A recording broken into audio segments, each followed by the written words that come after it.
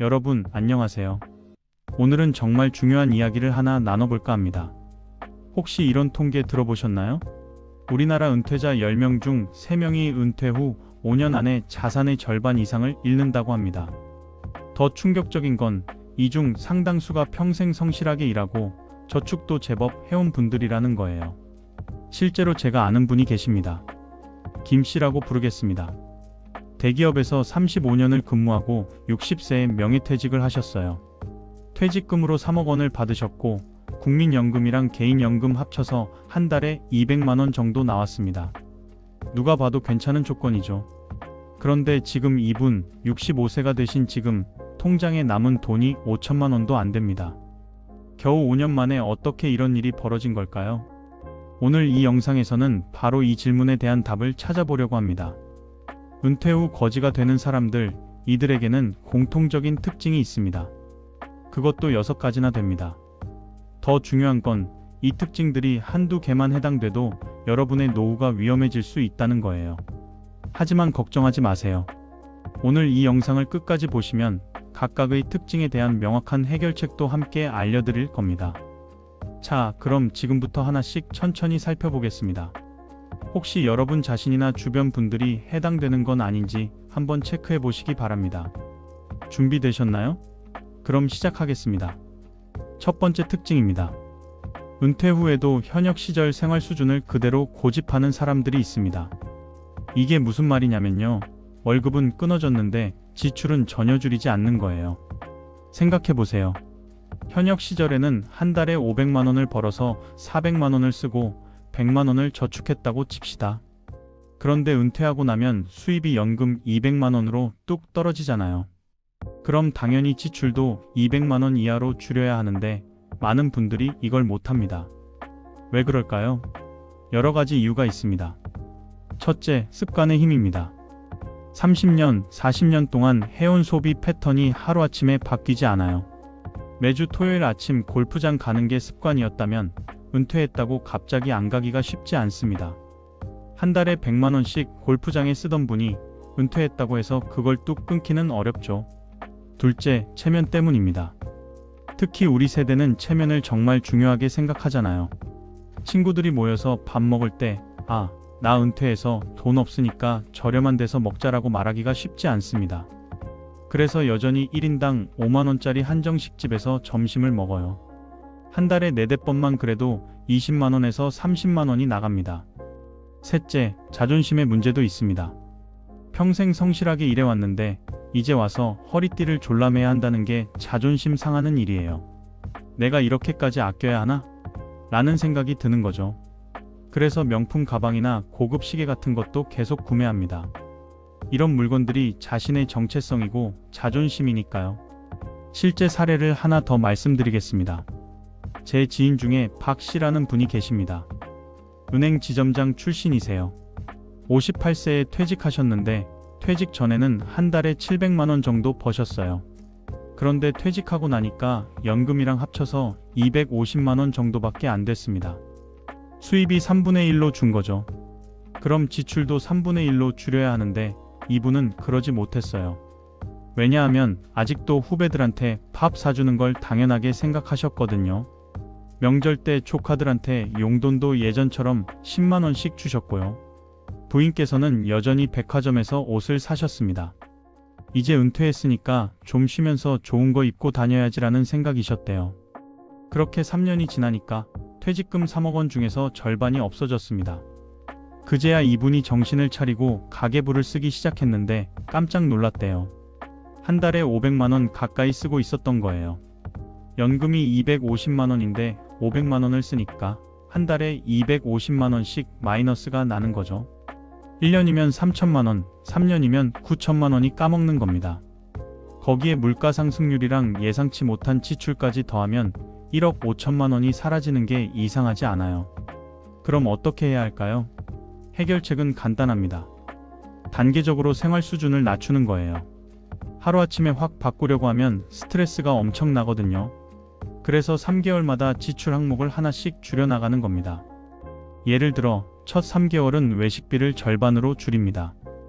그 다음 3개월은 골프 횟수를 월 4번에서 2번으로 줄이고요. 그 다음에는 통신비나 보험료 같은 고정비를 재점검하는 거예요. 이렇게 1년에 걸쳐서 천천히 조정하면 생각보다 스트레스가 덜합니다. 그리고 중요한 건 가족과 함께 상의하는 거예요. 혼자 끙끙 앓지 마시고 배우자랑 자녀들한테도 솔직하게 이야기하세요. 우리 이제 수입이 줄었으니까 함께 지출도 조금씩 줄여보자라고요. 그러면 가족들도 이해하고 협조해 줍니다. 그리고 한 가지 더. 절약하는 게 초라한 일이 아니라는 걸 받아들이셔야 합니다. 오히려 현명한 선택이에요.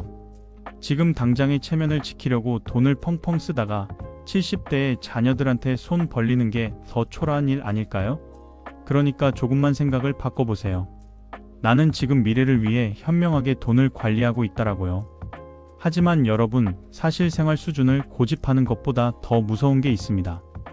바로 두 번째 특징인데요. 이건 정말 많은 분들이 해당되실 겁니다. 무엇일까요? 바로 자녀에게 무조건적으로 퍼주는 겁니다. 이게 정말 심각한 문제예요. 우리나라 부모님들, 특히 50대, 60대 분들은 자식 사랑이 각별하잖아요.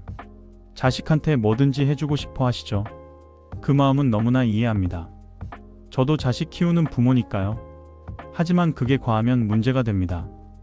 요즘 젊은 세대가 결혼하려면 얼마나 드는지 아세요? 서울 기준으로 웬만한 전세 하나 얻으려면 5억 원은 기본입니다. 거기에 결혼식 비용, 혼수, 신혼여행까지 하면 또 몇천만 원이 들어가죠. 그럼 자녀가 결혼한다고 하면 부모는 어떻게든 도와주려고 합니다. 우리 아들이, 우리 딸이 고생하는 걸 어떻게 바라면서요. 그래서 자기 노후 자금을 털어서 2억 원, 3억 원을 줍니다. 심지어 대출을 받아서라도 도와주는 분들이 계세요. 그리고 결혼이 끝이 아닙니다. 손주가 태어나면 또 도와줘야 하고, 육아비도 보태줘야 하고, 어린이집 비용도 내주고, 온갖 사교육비까지 대주는 경우가 많습니다. 실제 통계를 보면 더 놀랍습니다. 한국의 50대, 60대 부모들은 평균적으로 자기 자산의 30%에서 40%를 자녀에게 지원한다고 해요. 3억 원 있는 사람이 1억 원을 자녀한테 주는 거죠. 그럼 남는 돈이 2억 원밖에 안 됩니다. 이걸로 20년, 30년을 살아야 하는데 가능할까요? 더 안타까운 건 자녀들이 그걸 당연하게 받아들이는 경우가 많다는 겁니다. 부모님이 도와주시는 게 당연하지 않나요? 라고 생각하는 거예요. 물론 다 그런 건 아닙니다. 효자, 효녀들도 많죠. 하지만 일부는 정말 부모 돈을 물쓰듯이 합니다. 제가 아는 최 씨라는 분이 계십니다. 딸이 둘 있는데 큰딸이 결혼할 때 2억 원을 보태줬어요. 작은 딸도 결혼할 때 또 2억 원을 줬습니다. 그럼 벌써 4억 원이 나간 거죠. 그런데 거기서 끝이 아니었어요. 큰딸이 사업을 한다면서 또 5천만 원을 빌려달라고 했습니다. 빌려달라고 했지만 사실상 줘야 하는 돈이죠. 갚을 생각이 없으니까요. 그렇게 최 씨는 60세에 가지고 있던 7억 원 중에서 5억 원을 자녀들에게 줬습니다. 남은 돈은 2억 원.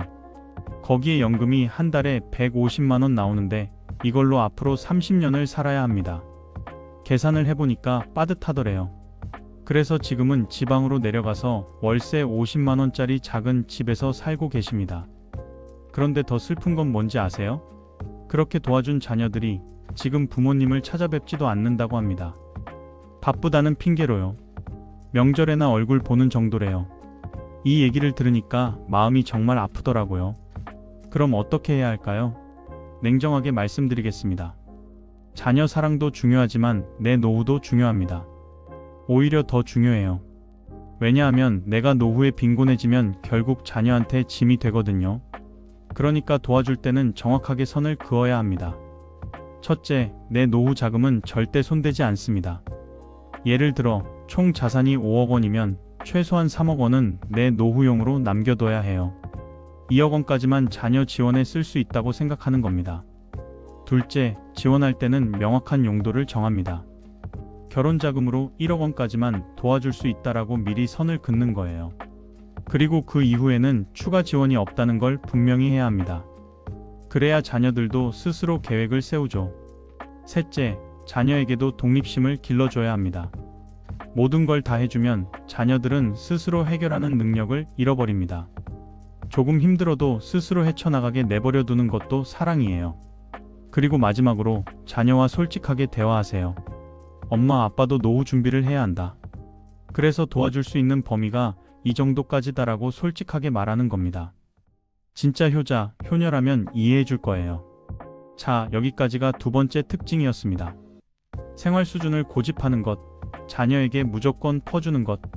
이 두 가지만 피해도 노후가 훨씬 안전해집니다. 그런데 이제 6가지 특징 중 세 번째로 넘어가는데요. 이건 더 위험합니다.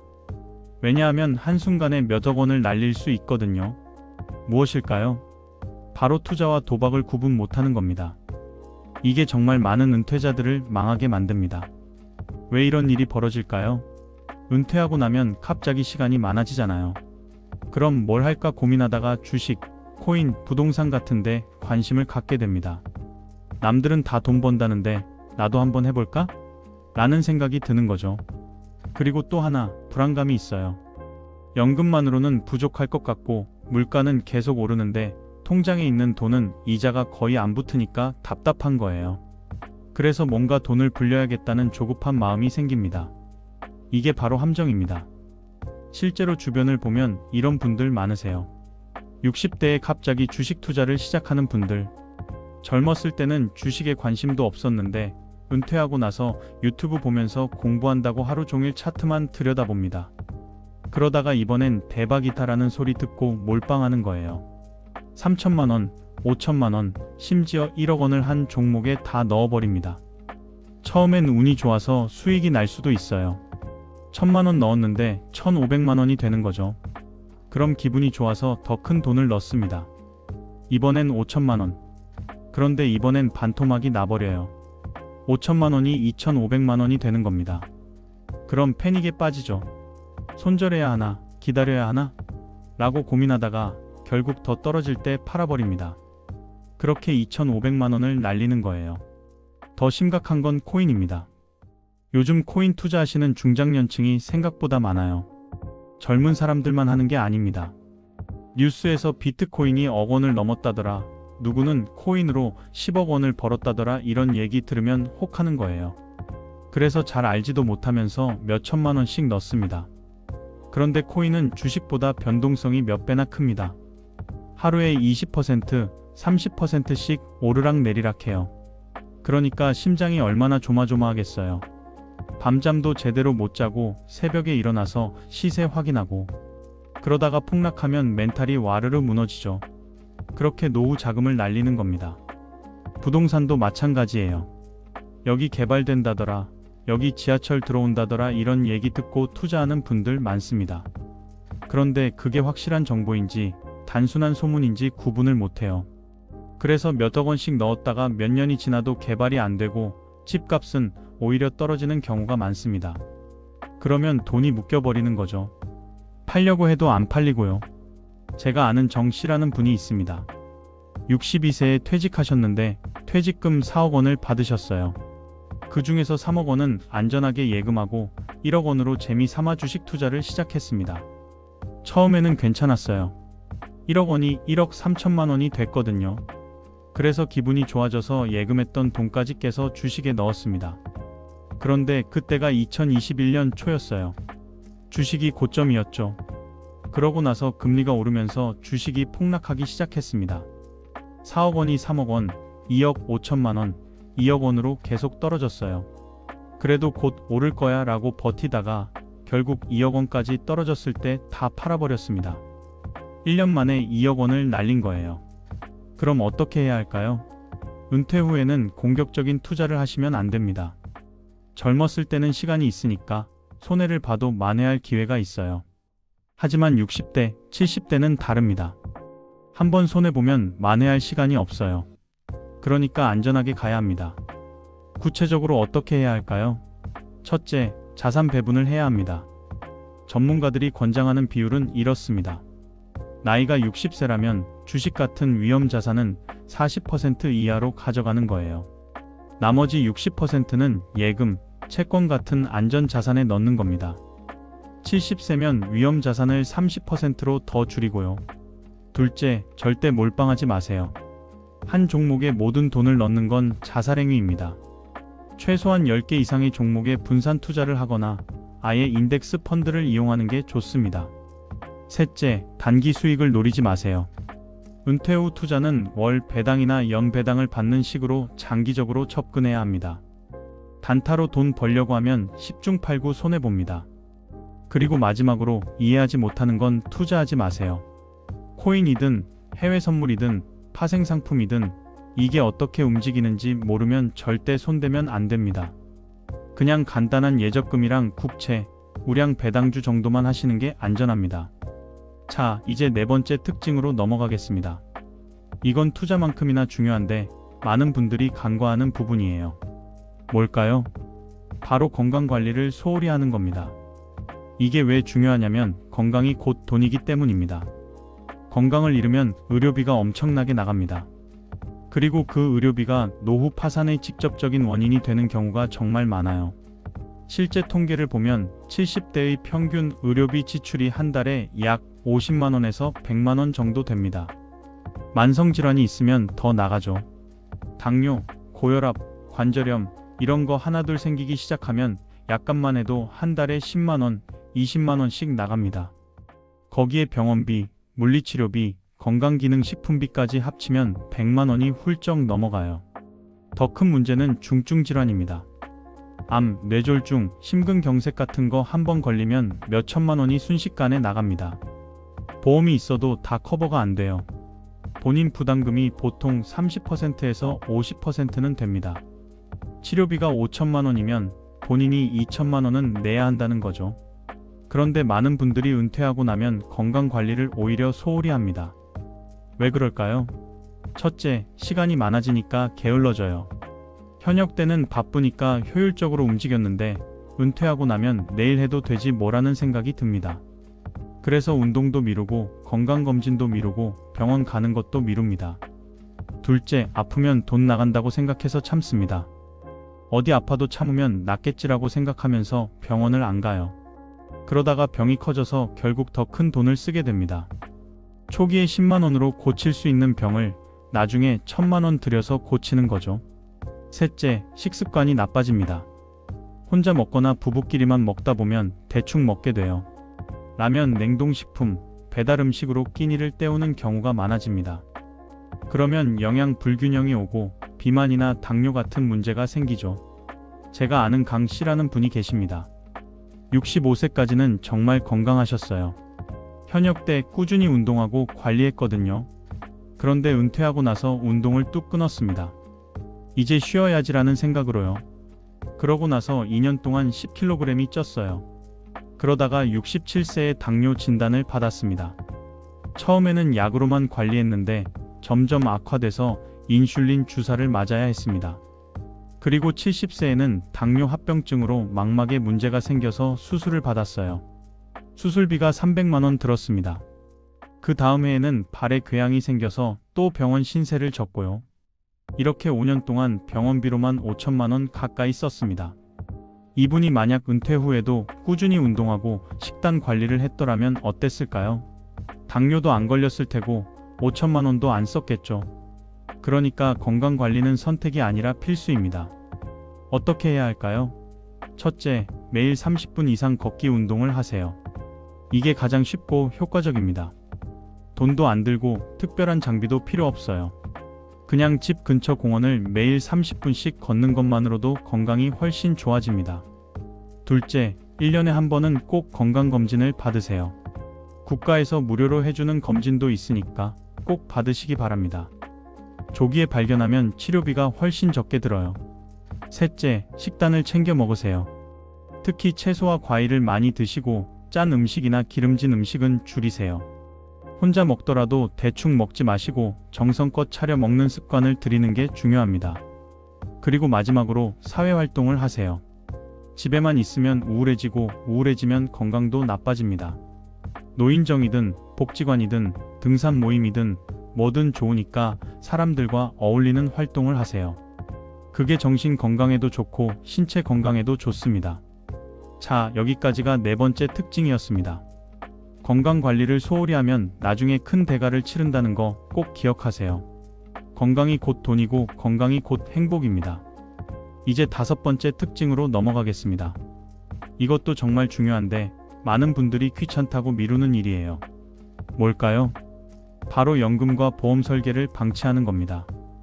이게 무슨 말이냐면 국민연금, 개인연금, 퇴직연금, 각종 보험들을 제대로 점검하지 않고 그냥 내버려 둔다는 거예요. 그러다가 나중에 보면 손해보는 경우가 많습니다. 먼저 국민연금부터 얘기해 볼게요. 많은 분들이 국민연금을 조기에 받으려고 합니다. 원래는 65세부터 받는 건데 58세부터 조기 수령을 할 수 있거든요. 그러면 빨리 받을 수 있으니까 좋은 것 같지만 사실은 손해예요. 왜냐하면 조기 수령하면 매년 6%씩 감액되기 때문입니다. 예를 들어 65세에 받으면 한 달에 100만 원을 받는데 58세에 받으면 7년 일찍 받으니까 42%가 깎여요. 그럼 58만 원밖에 못 받습니다. 이 차이가 평생 가는 거예요.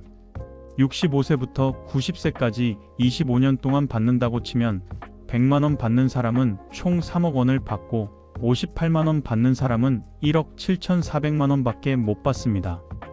1억 2,600만 원 손해예요.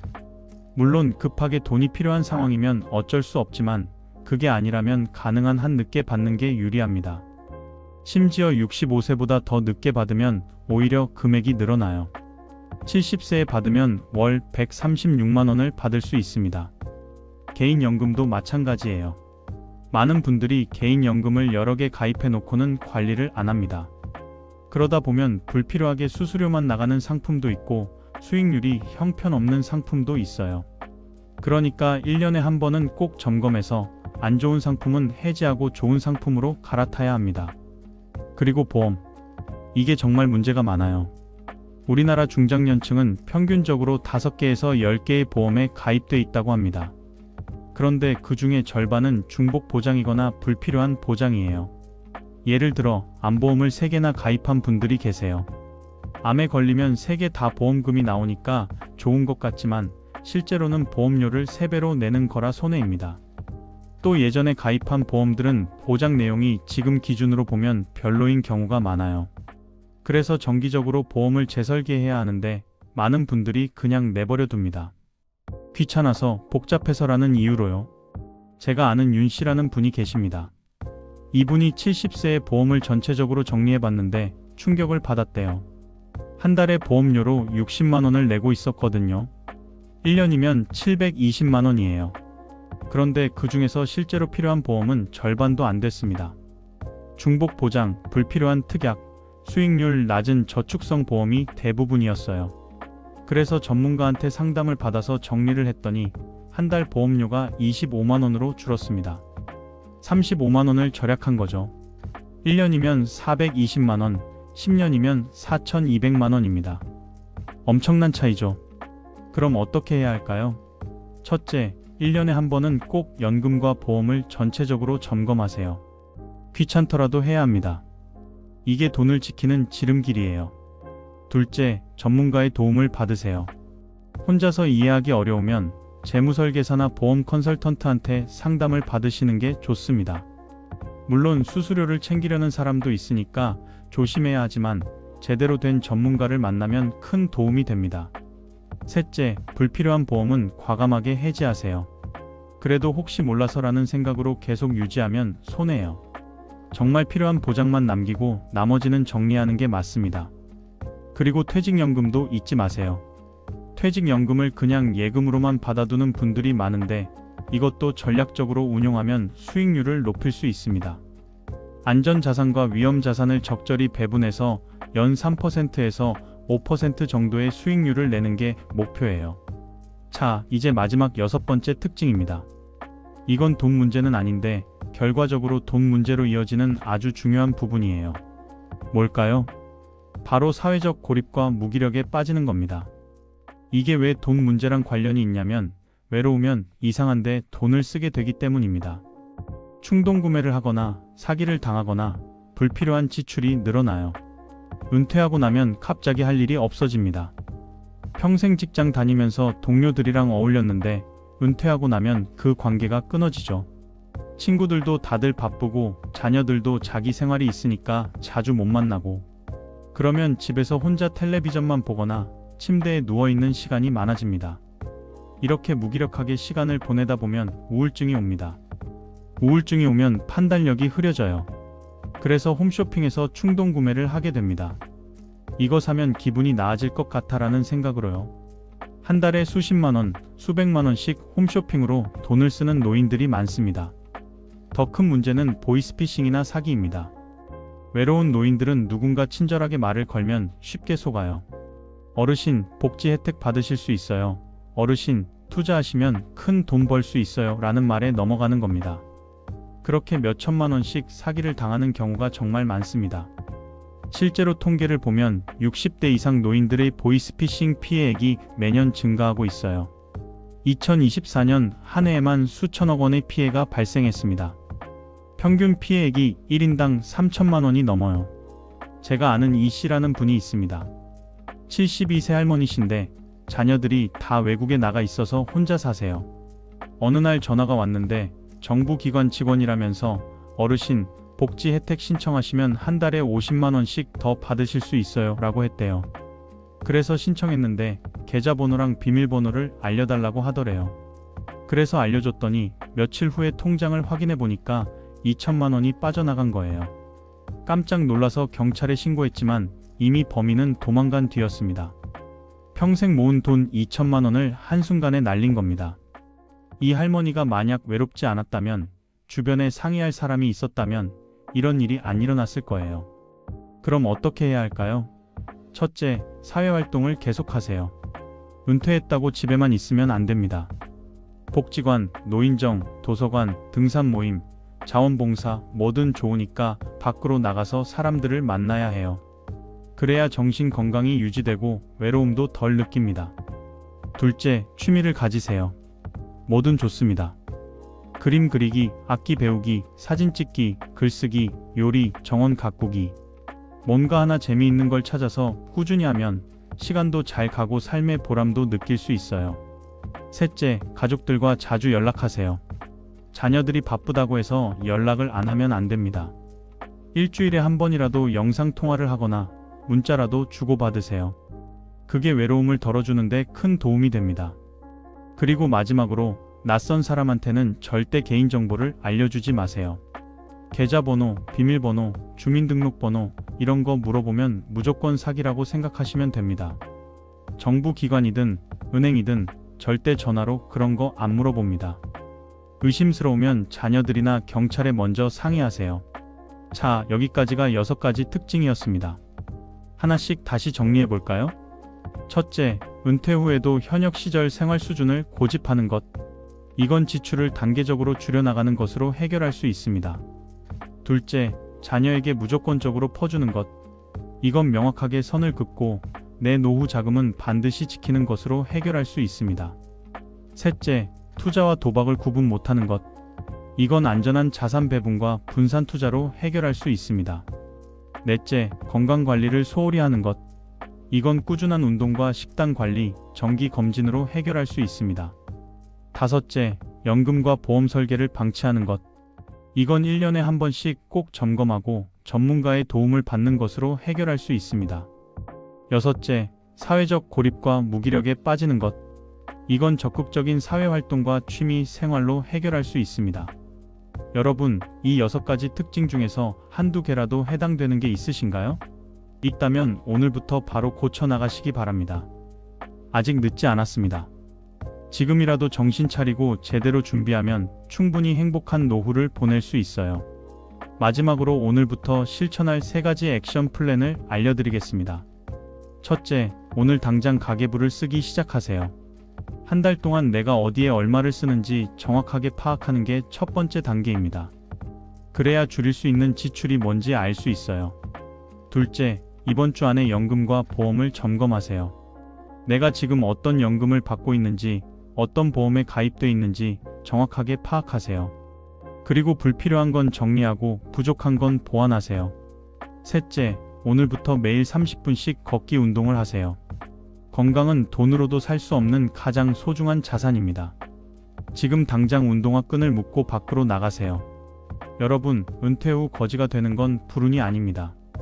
대부분은 잘못된 습관과 선택의 결과예요. 그러니까 지금부터라도 올바른 습관을 만들고 현명한 선택을 하시기 바랍니다. 그러면 여러분의 노후는 분명히 행복하고 풍요로울 거예요. 다음 영상에서는 은퇴 후 한 달 200만 원으로 풍요롭게 사는 법에 대해 알려드리겠습니다. 구체적인 예산 짜는 법, 알뜰하게 사는 노하우, 작은 돈으로도 행복을 느끼는 방법을 상세하게 다룰 예정이니까 꼭 구독 버튼 눌러주시고 알림 설정도 해주세요. 오늘 영상이 도움이 되셨다면 좋아요 버튼도 눌러주시고요. 댓글로 여러분의 생각이나 경험담도 나눠주시면 감사하겠습니다. 다른 분들께도 많은 도움이 될 거예요. 여러분, 노후는 두렵게만 느껴지는 게 아닙니다. 제대로 준비하면 인생에서 가장 평화롭고 행복한 시기가 될 수 있어요. 그러니까 희망을 가지시고 오늘부터 하나씩 실천해 나가시기 바랍니다. 여러분 모두의 노후가 건강하고 행복하기를, 그리고 경제적으로도 안정되기를 진심으로 응원합니다. 지금까지 시청해 주셔서 정말 감사합니다. 다음 영상에서 또 뵙겠습니다. 건강하세요. 감사합니다. 여러분, 혹시 은퇴 후 첫 달 통장 잔액을 확인하던 순간을 상상해 보신 적 있으신가요? 매달 꼬박꼬박 들어오던 월급이 사라진 통장. 그 텅 빈 화면을 보는 순간 가슴이 철렁 내려앉는 그 느낌 말이죠. 오늘 이 영상을 보고 계신 분들 중에는 아마 은퇴를 앞두고 계신 분도 계실 거고요. 이미 은퇴하셨지만 막연한 불안감을 느끼고 계신 분도 계실 겁니다. 통계청이 발표한 자료를 보면요. 대한민국 은퇴자의 평균 노후 준비금이 얼마인지 아십니까? 3천만 원에서 5천만 원 사이입니다. 네, 맞습니다. 3천에서 5천만 원. 이 돈으로 20년, 30년을 살아가야 하는 겁니다. 한 달로 계산하면 대략 10만 원에서 20만 원 정도밖에 안 되는 돈이죠. 이게 바로 우리의 현실입니다. 더 충격적인 사실은요. 은퇴자 10명 중 6명이 노후 준비가 전혀 안 되어 있다고 답했다는 겁니다.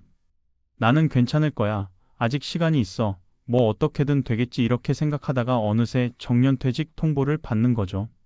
그리고 나서야 깨닫습니다. 아, 내가 준비가 안 되어 있구나. 저는 오늘 여러분께 거짓 희망을 드리려는 게 아닙니다. 오히려 냉정한 현실을 있는 그대로 보여드리려고 합니다. 왜냐하면요. 진짜 문제를 알아야 진짜 해결책도 찾을 수 있으니까요. 이 영상을 끝까지 보시면 여러분은 돈 없는 은퇴자가 실제로 겪게 되는 5가지 현실을 알게 되실 겁니다. 그리고 마지막에는 그래도 포기하지 않을 수 있는 희망의 메시지도 함께 전해드리겠습니다. 자, 그럼 지금부터 시작하겠습니다. 편하게 앉으셔서 끝까지 함께 해주세요.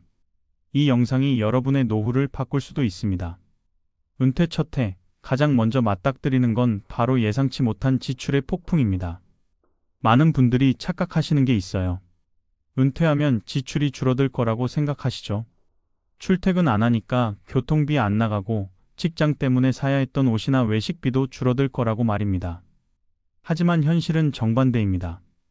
오히려 지출이 늘어나는 경우가 훨씬 많아요. 왜 그럴까요? 하나씩 살펴보겠습니다. 첫째, 건강보험료가 폭탄처럼 날아옵니다. 직장 다닐 때는 회사가 절반을 내줬죠? 근데 이제는 전액을 본인이 부담해야 합니다. 게다가 퇴직금이나 연금을 받으면 그게 소득으로 잡혀서 보험료가 더 올라갑니다. 실제로 어떤 분은 월 15만 원 내던 건강보험료가 은퇴 후 30만 원으로 2배나 뛰었다고 하더군요.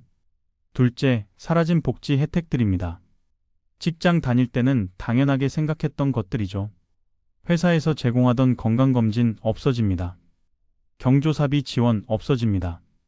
명절 선물이나 상품권 당연히 없어지죠. 회사 구내식당에서 먹던 점심값 6,000원, 이제는 밖에서 10,000원 넘게 주고 먹어야 합니다. 이런 것들이 하나하나 다 돈입니다. 셋째, 생각보다 줄지 않는 생활비입니다. 여기서 많은 분들이 오산을 하세요. 나 이제 집에만 있을 건데 돈 얼마나 쓰겠어? 이렇게 생각하시거든요. 근데 막상 은퇴하고 나면요. 시간은 많은데 할 일이 없어요. 그럼 자연스럽게 돈 쓰는 일이 생깁니다.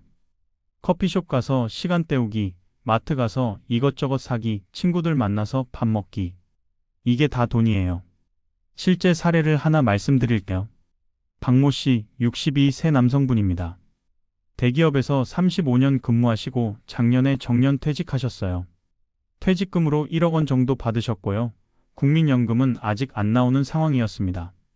본인은 한 달에 200만 원 정도면 충분히 살 수 있을 거라고 생각하셨대요.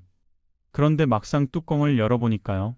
첫 달에 지출이 350만 원이 나왔습니다. 어떻게 이렇게 나왔을까요? 건강보험료 30만 원, 통신비하고 관리비 20만 원, 식비가 100만 원, 병원비 50만 원, 경조사비 40만 원, 그 외 잡비 60만 원. 이렇게 계산하니까 금방 300만 원이 넘어가더래요. 박 씨가 저한테 이렇게 말씀하시더라고요. 직장 다닐 땐 바빠서 돈 쓸 시간도 없었는데 이제는 시간은 많고 돈은 없으니 미치겠다고요. 정말 공감되는 말씀 아닙니까? 더 큰 문제는요. 이게 첫 해만의 이야기가 아니라는 겁니다. 시간이 갈수록 물가는 오르고 나이가 들수록 병원 갈 일은 많아지고 자녀들 결혼이나 손주 생기면 거기 또 돈 들어가고 끝이 없어요. 그래서 많은 은퇴자분들이 이렇게 말씀하세요. 일할 때는 돈이 모자랐고 은퇴하고 나니 시간이 모자라다는 말의 뜻을 이제야 알겠다고요. 시간은 남아도는데 그 시간을 채울 돈이 없다는 거죠. 참 아이러니한 상황입니다. 여기까지 들으시면서 어떤 생각이 드시나요? 에이, 그래도 나는 아껴 쓰면 되지 이렇게 생각하실 수도 있어요. 물론 절약은 중요합니다. 하지만요, 인간은 기계가 아니잖아요. 40년 동안 열심히 일했는데 은퇴하고 나서 라면만 먹고 살 수는 없는 거 아닙니까? 그리고 더 무서운 건요, 지출 문제는 시작에 불과하다는 겁니다. 돈이 없으면 단순히 생활이 불편한 게 아니에요. 그보다 훨씬 더 깊은 상처를 남깁니다. 바로 인간관계와 자존감이 무너지는 거죠. 지금부터 그 이야기를 해드리겠습니다. 이 부분이 사실 가장 아프고 가장 외면하고 싶은 현실일 겁니다. 하지만 꼭 들으셔야 합니다. 왜냐하면 이걸 모르고 은퇴하면 정말 큰 충격을 받으실 수 있거든요. 돈이 없어지면 가장 먼저 달라지는 게 뭘까요? 바로 사람들과의 관계입니다. 은퇴 전에는 잘 몰랐던 일들이 벌어지기 시작해요. 점심 약속 한번 잡는 것도 두려워집니다. 친구가 전화해서 야, 오랜만에 밥 한번 먹자 이러면요. 예전 같으면 그래, 좋지 이렇게 바로 대답했을 겁니다. 근데 이제는 달라요. 머릿속으로 계산기를 두드립니다. 식당 가면 1인당 15,000원은 나가겠네. 커피까지 마시면 2만 원. 이번 주에 벌써 외식비로 5만 원 썼는데 이런 생각이 앞서는 거죠. 그러다 보면 자연스럽게 약속을 피하게 됩니다. 나 그날 바빠. 요즘 몸이 안 좋아서 다음에 보자 이런 핑계를 대면서요. 한두 번은 괜찮아요. 근데 이게 반복되면 어떻게 될까요? 친구들도 이제 연락을 안 합니다. 저 사람 요즘 만나기 싫은가 보다 이렇게 생각하는 거죠. 더 가슴 아픈 건 가족 모임입니다.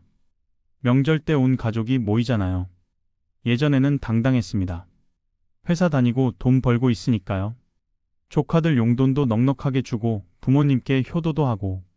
그런데 은퇴하고 나면 입장이 완전히 달라져요. 조카가 와서 손 내밀면요. 지갑을 열기가 무섭습니다. 10,000원을 줄까? 5,000원을 줄까? 아니면 다음에 주마 할까? 이런 고민을 하는 자신이 너무 초라하게 느껴지는 거예요. 옆에서 동생이나 형제들은 10만 원씩 쥐어주는데 나는 5,000원도 아까운 상황. 이럴 때 느끼는 수치심, 이루 말할 수가 없습니다.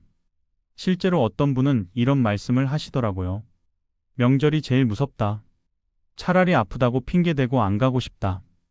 50년 넘게 살면서 가족을 그렇게 사랑했던 분이 이제는 가족 모임이 두렵다는 겁니다.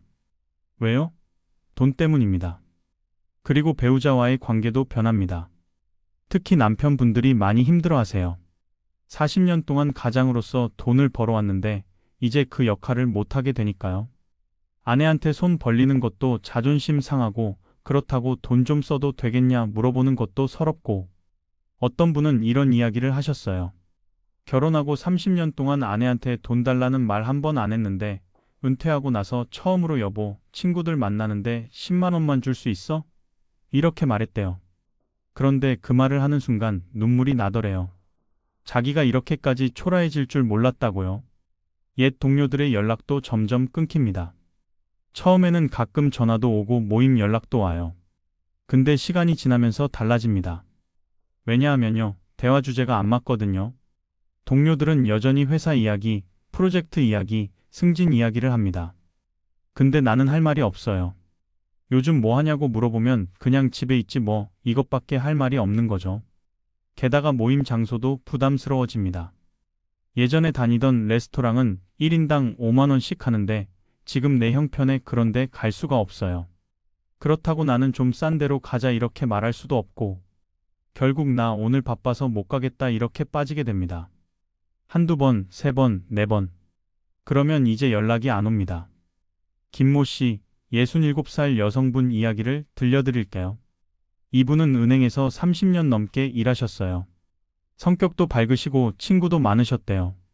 퇴직하기 전까지는 한 달에 적어도 서너 번은 친구들을 만났답니다. 그런데 퇴직하고 1년쯤 지나니까요. 연락 오는 친구가 절반으로 줄었대요. 2년 지나니까 또 절반으로 줄었고요. 지금은 1년에 한두 번 만나는 친구만 남았다고 합니다. 왜 그렇게 됐을까요? 김 씨 말씀이요. 처음에는 친구들이 나를 멀리한다고 생각했는데 나중에 보니까 내가 먼저 피하고 있더라고 하시더라고요. 돈이 없으니까 자꾸 움츠러드는 거예요.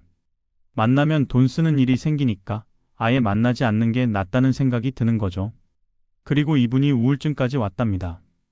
집에만 있으니까 말할 사람도 없고 외로움이 점점 깊어지고 남편한테 말해도 남편도 똑같은 상황이니까 서로 위로가 안 되고요. 결국 병원 가서 상담을 받았는데 의사 선생님이 이렇게 말했대요. 이건 단순한 우울증이 아니라 은퇴 후 정체성 상실에서 오는 우울증입니다. 정체성 상실. 맞습니다. 돈이 없다는 건 단순히 생활이 불편한 게 아니에요.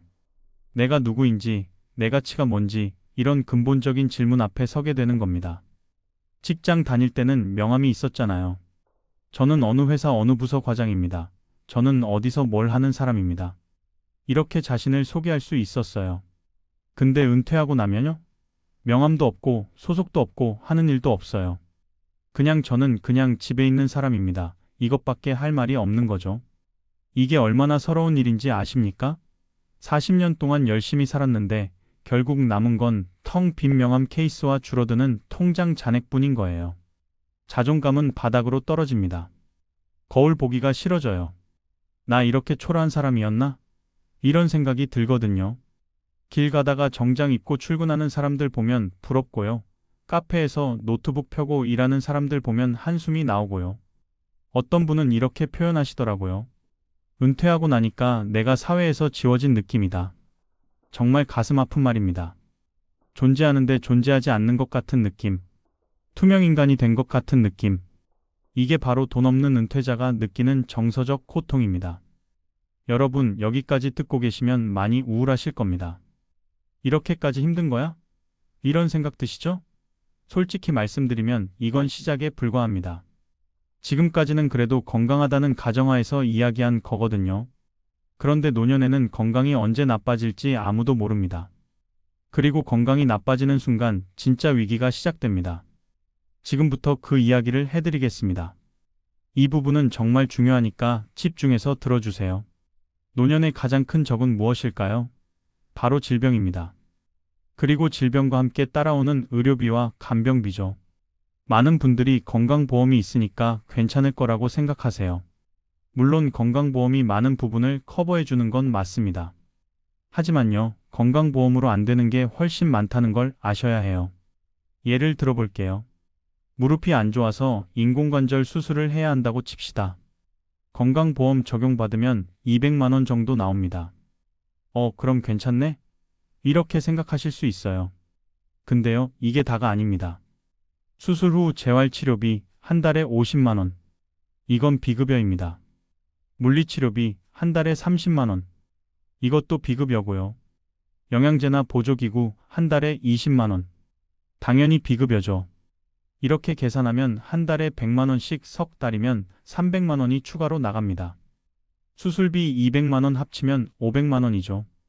게다가 수술하는 동안은 일을 못 하잖아요. 만약 파트타임 일이라도 하고 있었다면 그 수입도 끊기는 겁니다. 결국 총 손실은 500만 원이 아니라 700만 원, 800만 원이 되는 거예요. 이게 한 번으로 끝나면 다행입니다. 근데 나이 드신 분들은 아시잖아요. 한 군데 아프면 다른 데도 연쇄적으로 아파요. 무릎 수술하고 나니까 허리가 아프고 허리 치료하다 보니까 어깨가 아프고 끝이 없어요. 통계를 하나 말씀드릴게요. 70세 이상 노인의 평균 의료비가 1년에 얼마인지 아십니까? 400만 원입니다. 이게 평균이에요. 평균이라는 건 건강한 사람도 포함된 숫자라는 뜻이죠. 만약 만성질환이 있거나 큰 수술을 하게 되면 1년에 1000만 원도 가뿐히 넘어갑니다. 그런데 더 무서운 게 있어요. 바로 장기 요양과 간병비입니다. 치매나 중풍으로 쓰러지면 어떻게 될까요? 요양원에 가야 하는데 요양원 비용이 한 달에 평균 200만 원에서 300만 원입니다. 1년이면 2,400만 원에서 3,600만 원이죠. 장기 요양보험이 있잖아요. 이렇게 말씀하실 수 있어요. 맞습니다. 요양 등급 받으면 지원이 나옵니다. 하지만요, 등급 받기가 하늘의 별 따기예요. 실제로 신청자의 50% 정도만 등급을 받는답니다. 나머지는 탈락이에요. 그리고 등급을 받았다 하더라도 지원금으로 전액을 커버할 수 없습니다. 본인 부담금이 여전히 한 달에 50만 원에서 100만 원 정도는 나가요. 1년이면 600만 원에서 1200만 원이죠. 실제 사례를 들려드릴게요. 이모 씨, 71살 남성분입니다. 3년 전에 뇌졸중으로 쓰러지셨어요. 다행히 생명은 건졌지만 반신마비가 왔습니다. 혼자서는 생활이 불가능한 상태죠. 처음에는 아내분이 간병을 하셨대요. 근데 아내분도 68살이시거든요. 68살 노인이 71살 환자를 간병한다는 게 말이 됩니까?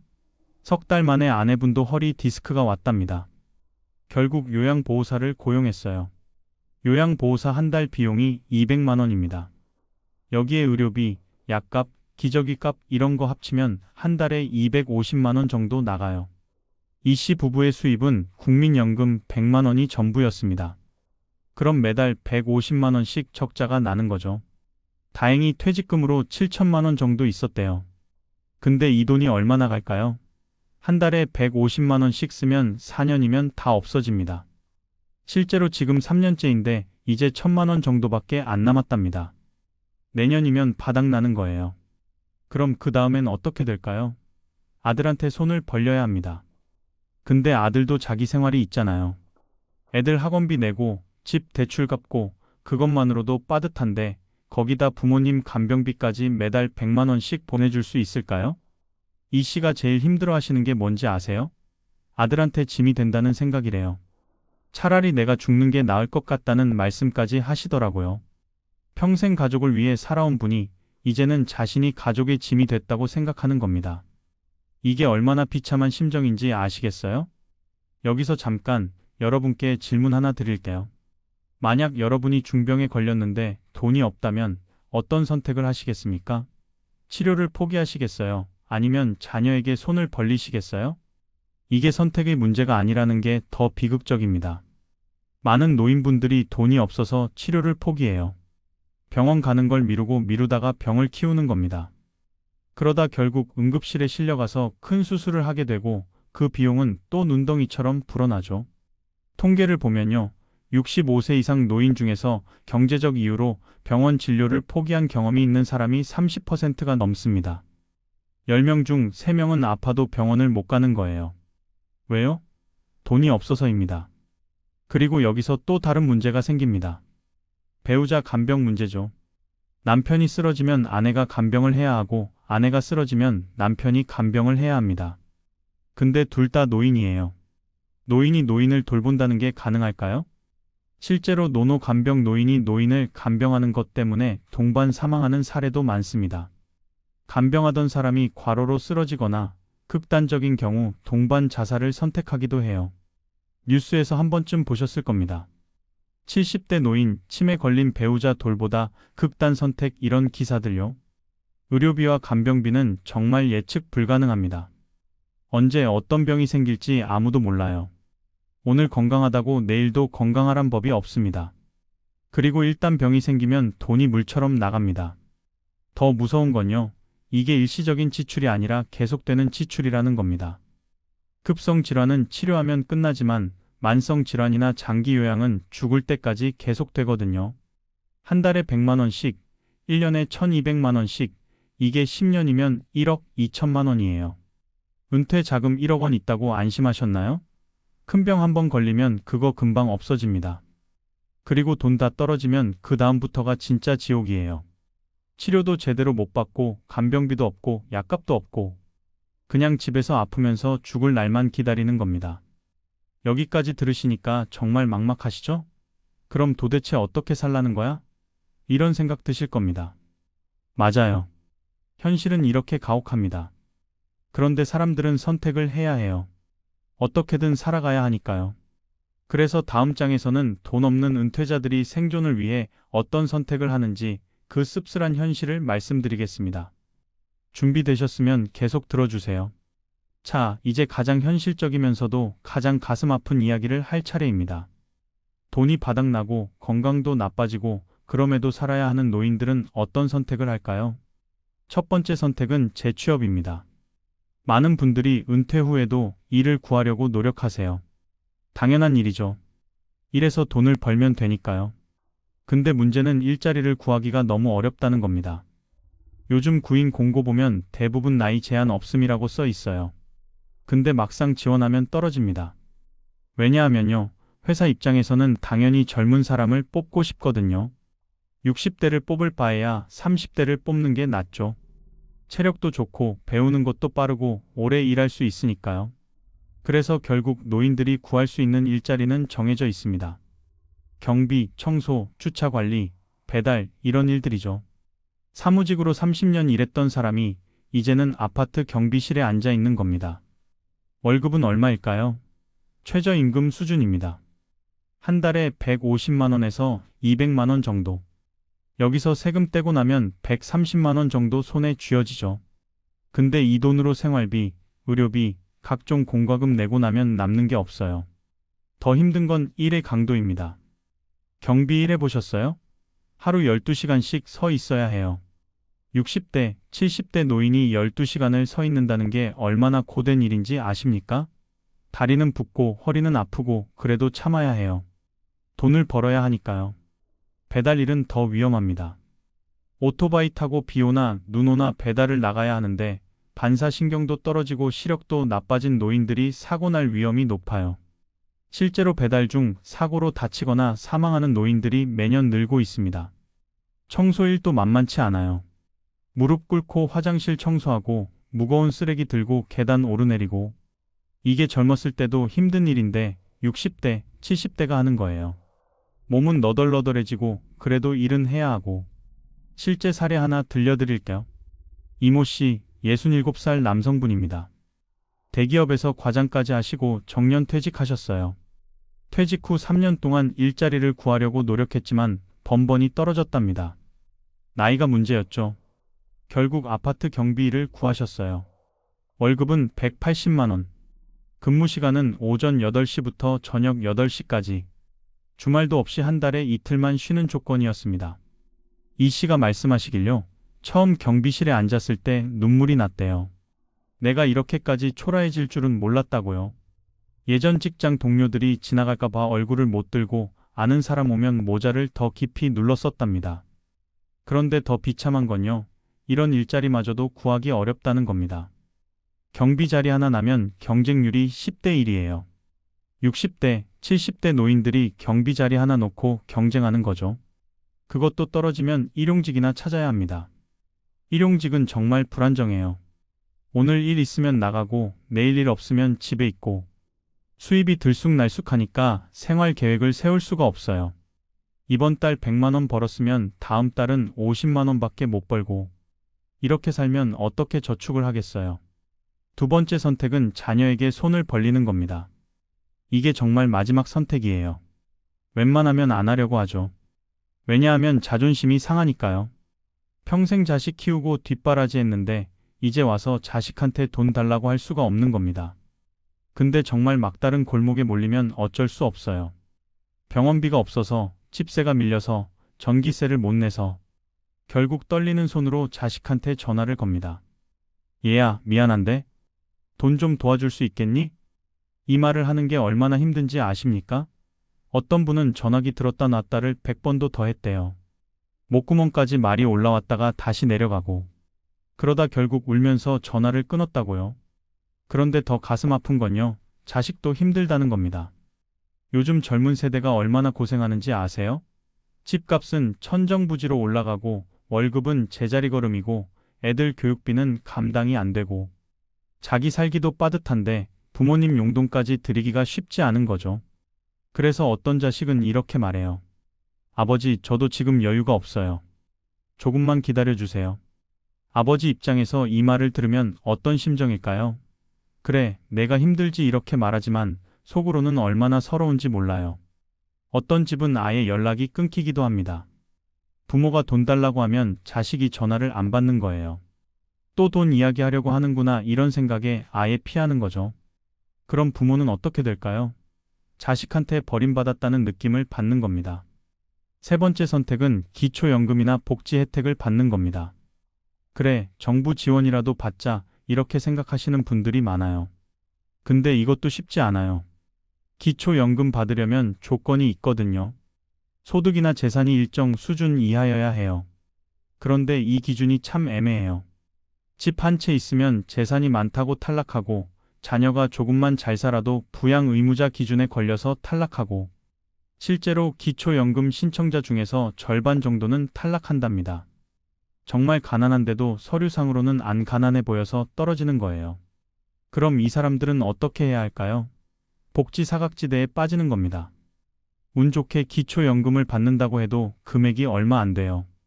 한 달에 30만 원 정도? 이 돈으로 뭘 할 수 있겠어요? 집세도 안 되고 식비도 안 되고 그냥 보탬 정도밖에 안 되는 거죠. 게다가 기초연금 받는다는 것 자체가 수치스럽게 느껴지는 분들도 많아요. 내가 평생 세금 냈는데 이제 와서 나라 돈 얻어먹는 거냐 이런 생각이 드는 거예요. 자존심이 상하는 거죠. 그래서 어떤 분들은 받을 수 있는데도 안 받습니다. 자식들한테 창피해서요. 우리 부모님 기초연금 받는데 이런 소리 듣기 싫어서 포기하는 겁니다. 그리고 그냥 굶주리면서 살아요. 네 번째 선택은 그냥 참고 사는 겁니다. 지출을 최대한 줄이고 먹고 싶은 것도 참고 가고 싶은 곳도 참고 사고 싶은 것도 참고 그렇게 하루하루를 버티는 거예요. 한 끼를 라면으로 때우고 겨울에 난방을 안 켜고 이불 속에서 떨고 여름에 에어컨 안 틀고 더위를 견디고 이게 바로 대한민국 많은 노인들의 실제 생활입니다. 어떤 분은 하루 식비를 5천 원 이하로 제한한대요. 아침은 거르고 점심은 라면, 저녁은 밥에 김치만 과일이나 고기는 명절 때나 먹고 이렇게 사는 거예요. 60년 넘게 살아온 인생이 이렇게 초라해질 줄 누가 알았겠어요. 그리고 이런 생활을 하다 보면 건강이 더 나빠집니다. 영양 부족으로 면역력이 떨어지고 병에 걸리기 쉬워지고 그럼 병원비가 또 나가고 돈이 더 없어지고 악순환이 반복되는 거죠. 여기까지 듣고 계시면 정말 답답하시죠? 그럼 도대체 희망이 없는 거야? 이런 생각 드실 겁니다. 아니에요. 절망적인 현실이지만 그래도 희망은 있습니다. 왜냐하면요. 이 모든 이야기를 지금 듣고 계시잖아요. 알고 있다는 건 준비할 수 있다는 뜻입니다. 미리 알고 대비하면 이런 비극을 피할 수 있어요. 지금부터 그 이야기를 해드리겠습니다. 현실적이고 실천 가능한 대응 전략들이요. 포기하지 마세요. 아직 늦지 않았습니다. 여러분, 여기까지 정말 무거운 이야기들을 많이 들으셨습니다. 솔직히 듣기 힘드셨을 거예요. 저도 이런 이야기를 하는 게 쉽지 않았습니다. 하지만 현실을 직시해야 해결책도 찾을 수 있다고 생각했어요. 그래서 이제부터는 희망의 이야기를 하려고 합니다. 늦었다고 생각할 때가 가장 빠른 때라는 말 들어보셨죠? 지금이라도 시작하면 상황을 바꿀 수 있습니다. 하나씩 차근차근 말씀드릴게요. 첫째, 소득 창출 방법입니다. 나이 들어서 무슨 돈을 벌어? 이렇게 생각하실 수 있어요. 하지만 방법은 있습니다. 중요한 건 젊은이들과 똑같이 경쟁하려고 하면 안 된다는 겁니다. 노년의 강점을 살려야 해요. 예를 들어볼게요. 평생 쌓아온 경험과 지식, 이게 바로 자산입니다. 요즘은 온라인 강의 플랫폼이 많잖아요. 클래스 100일, 101, 타링, 이런 곳에서 자기가 잘하는 걸 가르칠 수 있어요. 회계 일 하셨던 분은 회계 강의를, 영어 잘하시는 분은 영어 강의를, 요리 잘하시는 분은 요리 강의를 올리는 겁니다. 한번 만들어 놓으면 계속 수익이 나와요. 한 달에 50만 원, 100만 원씩 버는 분들도 있습니다. 유튜브도 좋은 방법이에요. 나이 들어서 무슨 유튜브 하실 수 있는데요. 요즘은 중장년층 유튜버도 많아요. 시골 생활 브이로그, 전통 요리, 옛날 이야기, 이런 콘텐츠가 인기가 많거든요. 젊은 사람들이 오히려 이런 걸 좋아합니다. 중요한 건 꾸준함이에요. 하루아침에 큰 돈을 벌려고 하지 마세요. 한 달에 30만 원, 50만 원이라도 꾸준히 버는 게 목표입니다. 그게 1년이면 360만 원에서 600만 원이에요. 적지 않은 돈이죠. 그리고 프리랜서 플랫폼도 활용할 수 있어요. 크몽, 숨고 같은 곳에서 자기가 할 수 있는 일을 등록하는 겁니다. 글쓰기, 번역, 상담, 컨설팅, 이런 일들이요. 체력적으로 힘든 일이 아니라 머리를 쓰는 일이니까 나이가 오히려 장점이 될 수 있어요. 실제로 70대 할머니가 손뜨개 강의로 한 달에 100만 원 넘게 버신다는 이야기도 들었어요. 60대 할아버지가 목공 기술로 맞춤 가구 만들어서 부업하시는 경우도 있고요. 가능성은 얼마든지 있습니다. 둘째, 지출 구조를 재설계해야 합니다. 이건 정말 중요해요. 수입을 늘리는 것도 중요하지만 지출을 줄이는 것도 똑같이 중요하거든요. 먼저 고정 지출부터 점검하세요. 통신비, 보험료, 구독료, 이런 것들 하나하나 다시 보는 겁니다. 안 쓰는 구독 서비스 있으면 바로 해지하고요. 휴대폰 요금제도 알뜰폰으로 바꾸면 한 달에 5만 원은 절약됩니다. 보험도 재검토하세요. 중복된 보험이나 필요 없는 보험이 있으면 정리하는 겁니다. 특히 만기 환급형 보험은 해지하고 순수 보장형으로 갈아타면 보험료가 절반으로 줄어들어요. 식비도 줄일 수 있어요. 외식을 줄이고 집에서 해먹으면 한 달에 30만 원은 절약됩니다. 마트 갈 때도 계획 없이 가면 안 돼요. 장 보기 전에 리스트를 작성하고 필요한 것만 사는 습관을 들이세요. 그리고 공과금도 관리해야 해요. 전기요금, 가스요금, 이런 거 절약하면 한 달에 10만 원은 아낄 수 있어요. 여름에 에어컨 온도 28도로 맞추고 겨울에 보일러 온도 낮추고 작은 것 같지만 1년이면 100만 원 넘게 절약됩니다. 교통비도 마찬가지예요. 가까운 거리는 걸어 다니고 대중교통 이용하고 경로 우대 혜택 잘 활용하면 교통비 거의 안 들어요. 건강에도 좋고 돈도 아끼고 일석이조죠. 셋째, 정부 지원 제도를 적극 활용하세요. 모르면 손해예요. 생각보다 많은 지원 제도가 있거든요. 기초연금은 기본이고요. 노인 일자리 사업도 있어요. 구청이나 주민센터에 가면 신청할 수 있습니다. 공원 관리, 환경 정화, 급식 보조 이런 일들인데 한 달에 50만 원 정도 받을 수 있어요. 에너지 바우처, 통신비 감면, 문화 누리카드 이런 것들도 챙기세요. 조건만 되면 다 받을 수 있습니다. 한 가지만 받아도 연간 100만 원 넘게 절약할 수 있어요. 의료비 지원 제도도 있어요. 저소득층은 병원비 감면 받을 수 있고 약값 지원도 받을 수 있습니다. 주저하지 말고 신청하세요. 이건 받을 자격이 있어서 받는 거예요. 창피한 게 아닙니다. 그리고 평생 교육 프로그램도 활용하세요. 구청이나 도서관에서 무료로 강의 많이 해요. 컴퓨터, 스마트폰, 외국어, 취미 활동. 배우면서 시간도 보내고 사람도 만나고 일석이조입니다. 넷째, 커뮤니티와 네트워크를 만드세요. 이게 정말 중요합니다. 혼자 있으면 우울해지고 우울하면 건강도 나빠져요. 사람들과 어울려야 해요. 경로당이나 노인복지관 가보세요. 거기 가면 비슷한 처지의 사람들이 많아요. 서로 정보도 교환하고 위로도 받고 친구도 사귀고 외로움을 덜 수 있어요. 봉사활동도 좋습니다. 내가 무슨 봉사를 해? 이렇게 생각하실 수 있는데요. 봉사는 주는 것보다 받는 게 더 많아요. 누군가를 도우면서 자기 존재 가치를 느낄 수 있거든요. 나도 아직 쓸모 있는 사람이구나 이런 생각이 드는 거죠. 종교 활동도 도움이 됩니다. 교회든 절이든 성당이든 정기적으로 나가면 공동체 의식이 생겨요. 어려울 때 도와주는 사람들도 생기고요. 신앙이 있으면 마음의 평안도 얻을 수 있습니다. 온라인 커뮤니티도 활용하세요. 요즘은 시니어 카페나 모임이 많아요. 네이버 카페, 다음 카페에 가입해서 활동해 보세요. 정보도 얻고 사람도 사귀고 외로움도 덜 수 있어요. 다섯째, 마음의 풍요를 지키세요. 이게 제일 중요할 수도 있어요. 돈이 없어도 행복할 수 있습니다. 아니, 돈이 없기 때문에 더 소중한 것들을 발견할 수도 있어요. 감사 일기를 써보세요. 매일 밤 자기 전에 오늘 감사한 일 3가지를 적는 겁니다. 처음에는 어려워요. 뭘 감사해? 이런 생각 들거든요. 근데 계속하다 보면 작은 것에도 감사하게 됩니다. 오늘 날씨가 좋아서 감사합니다. 오늘 건강해서 감사합니다.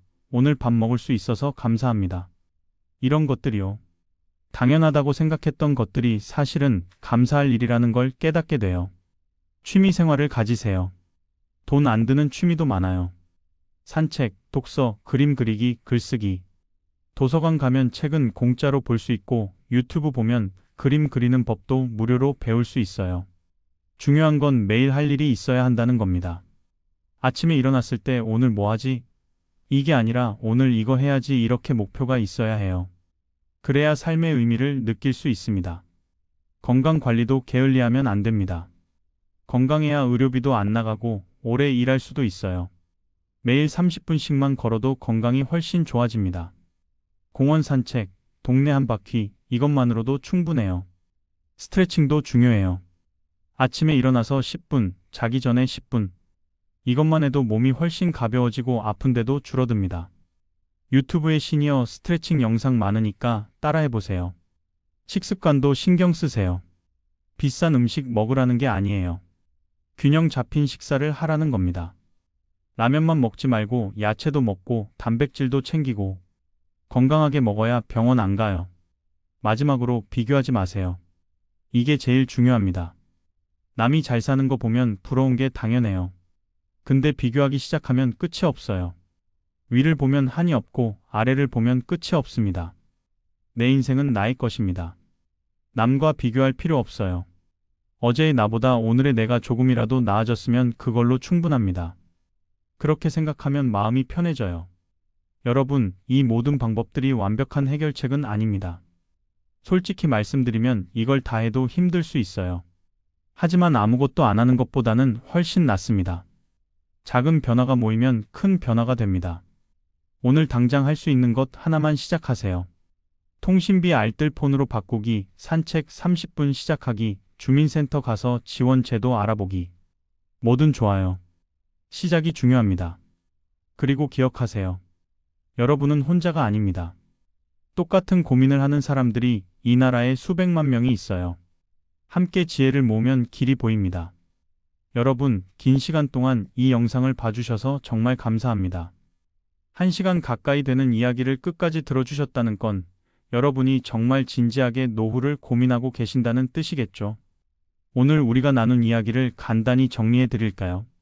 첫째, 은퇴 후에는 예상치 못한 지출이 많습니다. 건강보험료, 사라진 복지 혜택, 생각보다 안 줄어드는 생활비. 이런 것들을 미리 계산해서 준비해야 합니다. 둘째, 돈이 없으면 인간관계와 자존감이 무너집니다. 점심 약속 하나도 부담스럽고 가족 모임도 두렵고 배우자와의 관계도 어색해집니다. 이건 돈 문제가 아니라 정체성의 문제예요. 셋째, 의료비와 간병비는 예측 불가능합니다. 한 번의 큰 병으로 평생 모은 돈이 순식간에 사라질 수 있어요. 건강관리가 곧 재정관리입니다. 넷째, 생존을 위한 선택들은 씁쓸합니다. 재취업 시장의 냉혹함, 자녀에게 손 벌리는 수치심, 복지 사각지대의 함정. 하지만 이것도 현실입니다. 다섯째, 그래도 희망은 있습니다. 소득 창출, 지출 재설계, 정부 지원 활용, 커뮤니티 구축, 마음의 풍요? 이 5가지만 실천해도 삶이 달라질 수 있어요. 가장 중요한 건 지금 바로 시작하는 겁니다. 나중에 해야지 하다가 시간은 흘러가요. 내일이면 하루 늦은 거고 모레면 이틀 늦은 겁니다. 지금이 가장 빠른 때입니다. 오늘부터 실천할 수 있는 3가지를 말씀드릴까요? 하나, 지출 내역을 한 달간 기록해 보세요. 어디에 돈이 새는지 알아야 막을 수 있습니다. 가계부 앱 깔아서 매일 적는 습관을 들이세요. 둘, 주민센터나 구청에 가서 받을 수 있는 혜택을 알아보세요. 전화로도 문의할 수 있어요. 모르면 손해입니다. 오늘 당장 전화기 들고 문의하세요. 셋, 할 수 있는 일이나 배우고 싶은 것 하나를 시작하세요. 유튜브든 온라인 강의든 봉사활동이든 뭐든 좋습니다. 시작하면 길이 보입니다. 이 3가지만 실천해도 한 달 후 여러분의 삶은 달라져 있을 겁니다. 약속드릴게요. 그리고 한 가지 더 말씀드리고 싶은 게 있어요. 여러분은 실패한 게 아닙니다. 돈이 없다고 해서 인생이 실패한 건 아니에요. 여러분은 지금까지 정말 열심히 사셨어요. 가족 먹여 살리고 자식 키우고 사회에 기여하면서 살아오셨잖아요. 그 과정에서 노후 준비를 못한 건 여러분 잘못이 아닙니다. 우리 세대는 그런 교육을 받지 못했어요. 열심히 살면 된다. 회사가 책임져 줄 거다 이렇게 믿고 살았죠. 근데 세상이 변했어요. 그건 우리 잘못이 아닙니다. 중요한 건 지금부터예요. 과거는 바꿀 수 없지만 미래는 바꿀 수 있습니다. 오늘부터 하나씩 변화시켜 나가면 돼요. 늦었다고 생각하지 마세요. 지금이라도 시작하면 됩니다. 이 영상이 여러분께 조금이라도 도움이 되었으면 좋겠습니다. 무겁고 불편한 이야기였지만 현실을 알아야 대비할 수 있으니까요. 다음 영상에서는 오늘 말씀드린 것보다 더 구체적인 내용을 다룰 예정입니다. 은퇴 후에도 월 100만 원 벌 수 있는 현실적인 방법들이라는 주제로요. 실제 사례와 구체적인 방법을 알려드릴 테니까 기대해 주세요. 영상이 도움이 되셨다면 좋아요 버튼 눌러주시고 구독도 해주세요. 그리고 댓글로 여러분의 이야기를 들려주세요. 나는 이렇게 준비하고 있다. 이런 부분이 궁금하다. 뭐든 좋습니다. 여러분의 목소리가 다음 영상을 만드는데 큰 도움이 됩니다. 마지막으로 한마디만 더 할게요. 혼자 고민하지 마세요. 주변 사람들과 이야기 나누세요. 배우자와 자녀와 친구와 함께 고민하면 해결책이 보입니다. 그리고 부끄러워하지 마세요. 노후 준비 못한 건 여러분만의 문제가 아니에요. 함께 해결해 나가야 할 우리 모두의 문제입니다. 오늘도 긴 하루 수고하셨습니다.